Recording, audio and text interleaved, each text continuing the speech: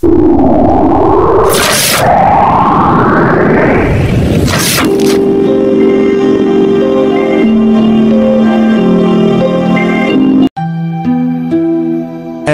bergelar perwira perang. Tentu saja itu bukan sembarang gelar, karena Sang Prabu Jayabaya sendiri yang telah menyatakan di dalam ramalannya, yaitu pada bait ke-162, gelar perwira perang adalah bukan sembarang gelar, karena perwira perang adalah orang yang gagah berani ketika memimpin pasukannya untuk berperang. Semakin tinggi gelar, maka semakin ahli di dalam peperangan itu. Peperangan tentu suatu keadaan yang tidak diharapkan dan sudah tentu tidak nyaman. Peperangan bisa terjadi melalui beberapa cara, perang secara nyata ataupun secara tidak nyata atau gaib. Banyak sekali makna dari kata peperangan ini, dan akan terlalu panjang bila harus dijabarkan satu persatu. Bila di dalam bait Jangka Jayabaya bahwa SP adalah perwira perang dalam artian pemimpin perang, tetapi tanpa pasukan, yaitu perang seorang diri. Walaupun SP sendiri memiliki banyak pasukan gaib, namun ada kalanya ia hanya berperang seorang diri. Inilah ciri satria sejati.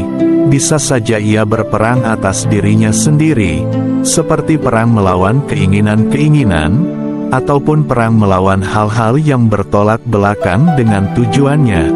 Seorang SP sendiri sering berperang secara gaib dengan para musuh-musuhnya, atau pihak yang merasa tidak suka akan kemunculannya.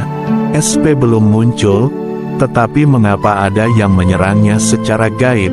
Tetapi bisa saja gelar perwira perang itu sebagai persiapan untuk perang secara nyata kelak, di saat kemunculannya yang konon penuh dengan peperangan.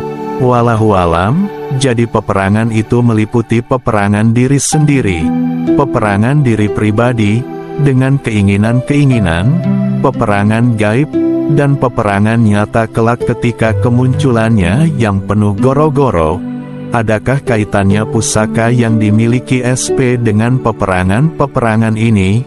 Hanya waktu yang akan menjawab.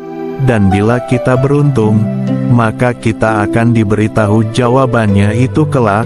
Semoga saja, bagaimana jawaban sebenarnya, hanya Allah Sang Pemilik Semesta yang mengetahui.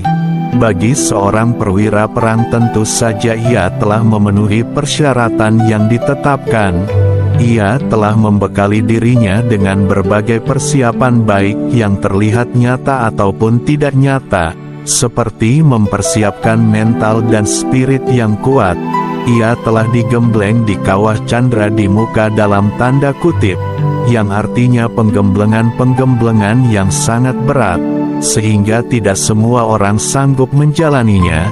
Ialah sosok terpilih yang akan berperang melawan ketidakadilan, hawa nafsu, kesewenang-wenangan, dan berperang dengan hal-hal yang tidak berjalan semestinya. Semoga setiap peperangan yang menuju kebaikan akan selalu menang, walaupun peperangan bukan cara terbaik untuk menang, tetapi itulah satria sesungguhnya. Kedamaian adalah hal yang terbaik bagi siapapun. Kata-kata pengayom mempunyai arti melindungi, memayungi, menjaga, memelihara. Pengayom ini biasanya adalah tugas dari lembaga-lembaga yang memang bertugas atau mempunyai fungsi untuk mengayomi atau melindungi rakyatnya dari berbagai masalah. Tapi tidak jarang para individu pun banyak yang sadar diri untuk mengayomi orang-orang yang memang membutuhkan perlindungan. Tapi pada kenyataannya, pada zaman sekarang ini atau sebut saja zaman pamrih, sudah menjadi rahasia umum, yang apapun itu bila kita ingin meminta perlindungan dalam bentuk tertentu, semua serba pamrih, atau memerlukan materi untuk mendapatkannya. Yang jelas bagi kaum kecil sangat sulit untuk meminta perlindungan dalam bentuk apapun tanpa atribut-atribut keduniaan. Semua serba diukur dari harta, tahta, jabatan bahkan uang, Di zaman serba pamrih dan serba hiruk-pikuk ini jangan khawatir, masih banyak sosok yang peduli dan sangat mengayomi terhadap kaum lemah.